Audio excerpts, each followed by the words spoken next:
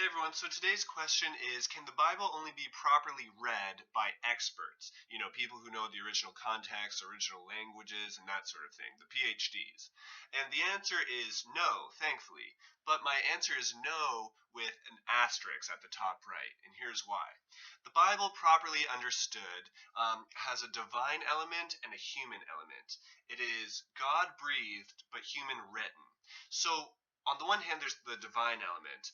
And, because God inspired the Bible, he kind of orchestrated its writing. He can speak through it to people no matter how much they know or how little they know. You can know nothing about the Bible or Christianity and just open it up and God can speak to you through it. He can speak through anything, but especially the Bible because it's divinely inspired. Um, However, on the other hand, there's also the human element. Few Christians, I think, would hold to a divine dictation sort of view where God told the human authors word for word what they should write down. No, rather they, collected stories, thought about what words they wanted to use, what sort of messages they wanted to say, and they put their own sort of personality into it, their own style, their own writings. That's why the experts will tell you that, a book written by Paul does look different than a book written by Luke or a book written in the Old Testament because there's different contexts and just different people expressing their own perspectives and that sort of thing on God and so on. And so uh, both elements need to be understood.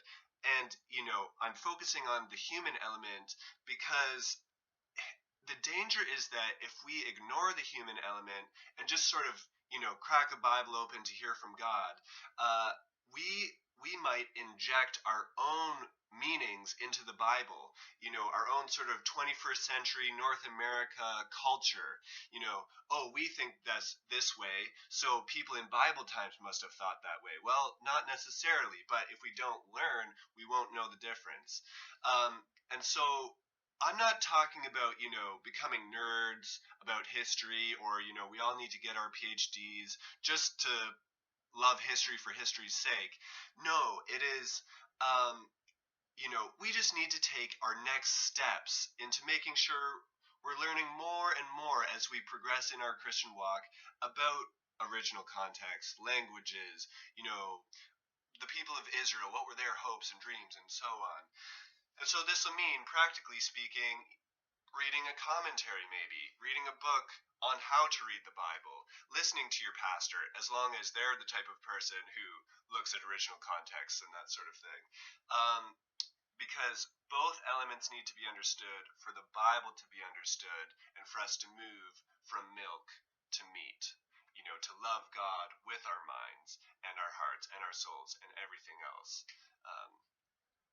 That's all for now. Thanks.